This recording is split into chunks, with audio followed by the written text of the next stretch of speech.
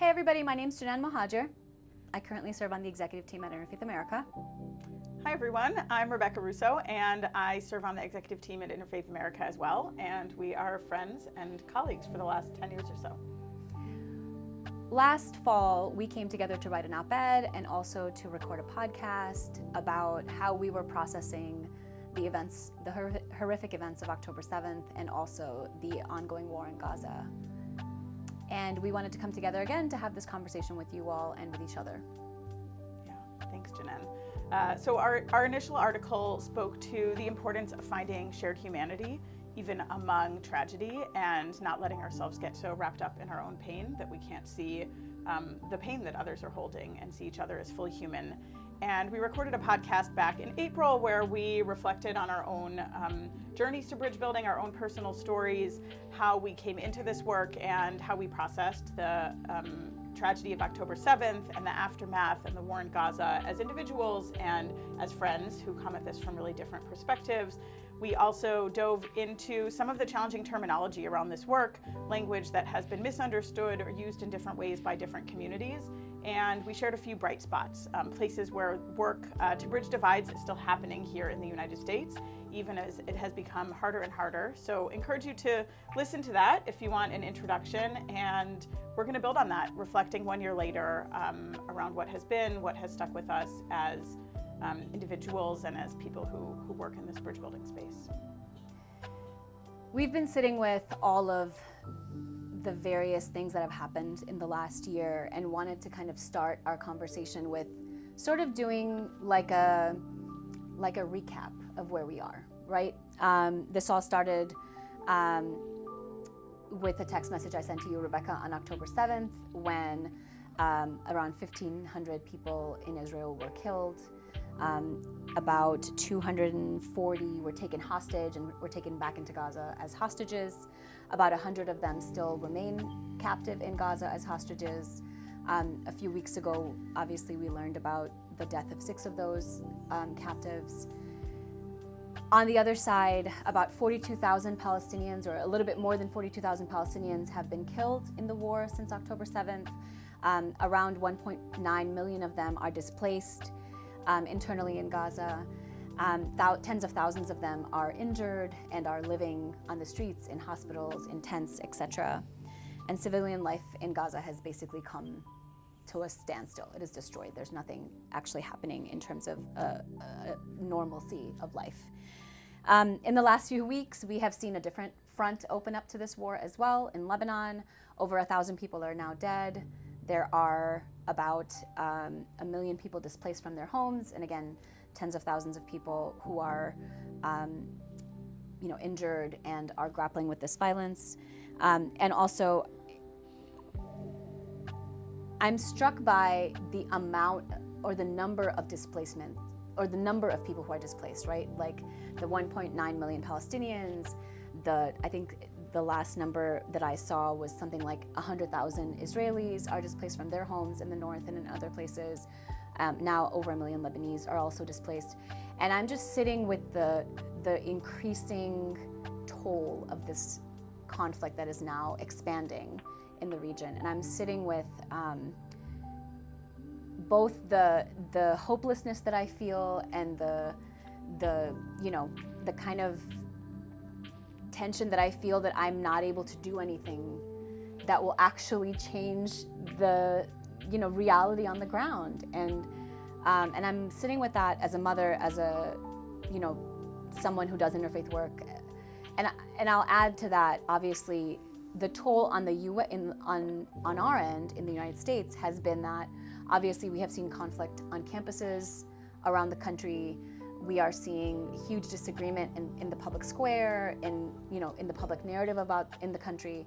We're also seeing, because we are so close in proximity to this work, that many of the programs that used to bring Muslims and Jews together are now in pause. They have been paused, or they have been closed, and that conversation is no longer, on a communal level, really happening anywhere. And I'm just really sitting with that. And I'm wondering, like, as we reflect back on this last year, I'm wondering what stands out to you as like a real moment of challenge, or a real moment of when all of that disparity kind of comes together to present itself in like, you know, in a very acute way. Yeah. First of all, thank you for recapping that. It's just devastating what has happened over the course of the past year. I think it's not surprising that this is where we are a year later, but it's devastating that we have gone deeper and deeper into despair and destruction and death and displacement. And my heart is heavy from all of this. And I'll also just say I'm really grateful to have you as a friend to process this, even as we see things differently and we come at this from our own vantage points. I know this has just caused both of us an enormous amount of agony and pain, and I'm grateful to have you to process all of this with together. So I'll share one moment since we recorded our last podcast since April that really broke me in a lot of ways. And it was when the 6 hostages were murdered about a month ago. And that day broke me on so many levels. So some of it was personal. So Hirsch Goldberg Poland, Zichrono Livracha, may his memory be for a blessing, or as his father said at his funeral, may his memory be for a revolution. I never knew Hirsch. Of course, his parents spoke really vocally about him and about the hostages around the world, so I think many people felt that they knew Hirsch. But I know his family. They're a Chicago family, and Leah Poland, who is still alive and was at the funeral, was a good friend of my grandparents, who are no longer alive. But Leah and Stan Poland were good friends of my grandparents. We know the family. We have davened, prayed in the same minyan, the same prayer community that the Goldberg Polands pray at in Jerusalem when we were living in Jerusalem for the year. So it felt like I knew him, even though I didn't know him.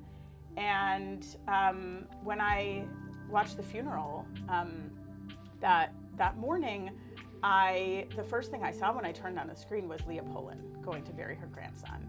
And it was so devastating to see my grandmother's friend going to bury her grandson.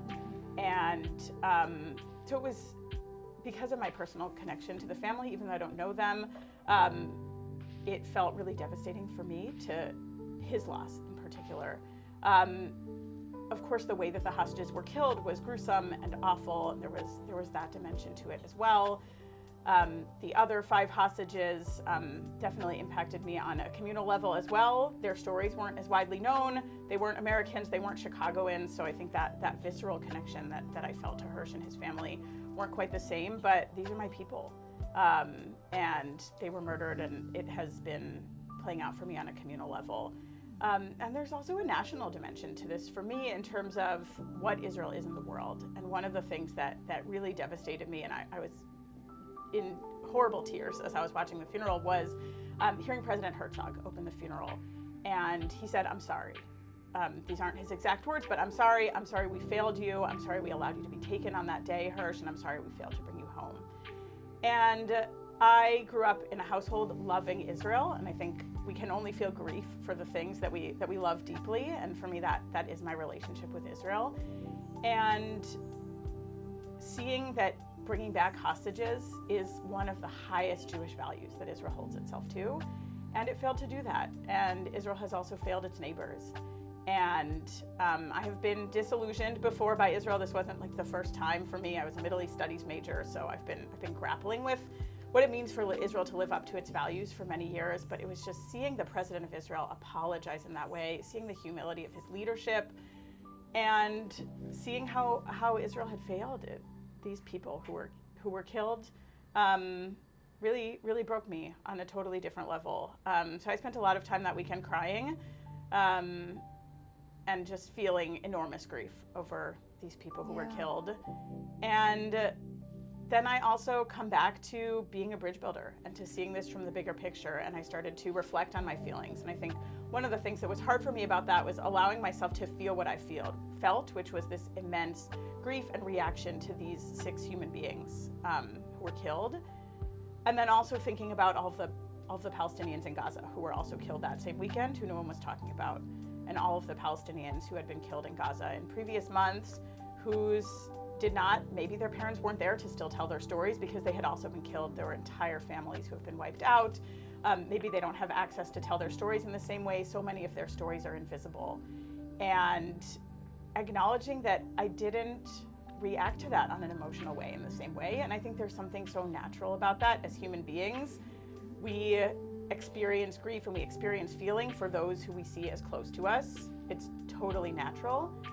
And like part of what I strive to be and what it means to be human is to find that empathy for everyone. And so I was really struggling as I processed my feelings over those murders and allowing myself to feel what I felt, but also recommitting myself to bridge building, recommitting myself to how do I find empathy for every single human being whose life has ended because of this terrible conflict.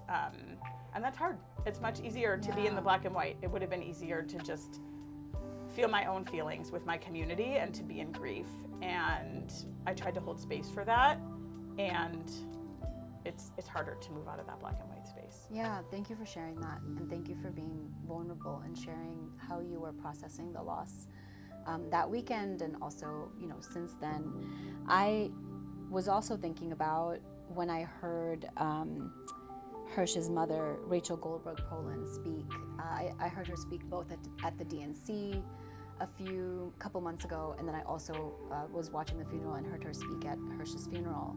And I was sitting in this duality of, on the one hand, I saw her pain as a mother and heard her, you know, anguish in the way that she spoke about Hirsch and in the way that she, you know, wished him his freedom on his funeral, and just was invoking these in me this like huge amount of empathy and loss as I think about, you know, however I would be if I lost a child, right?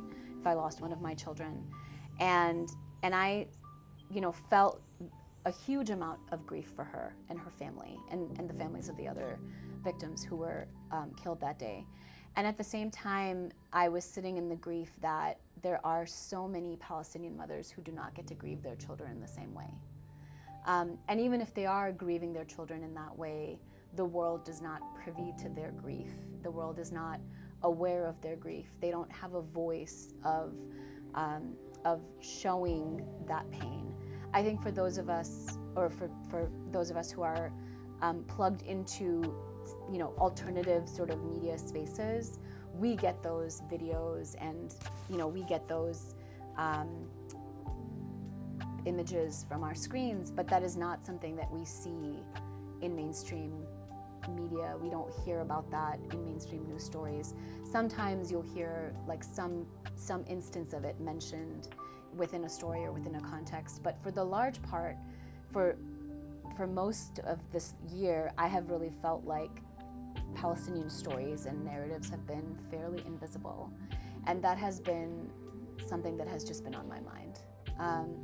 I see that played out, you know, in my 8th graders classroom, and I see that played out, you know, in national conferences, in our political discourse, in the way our communities and leaders and others have been talking about what's been happening, you know, in those spaces, in the conflict, and also here at home. And that's something that I have really been sitting with and grappling with.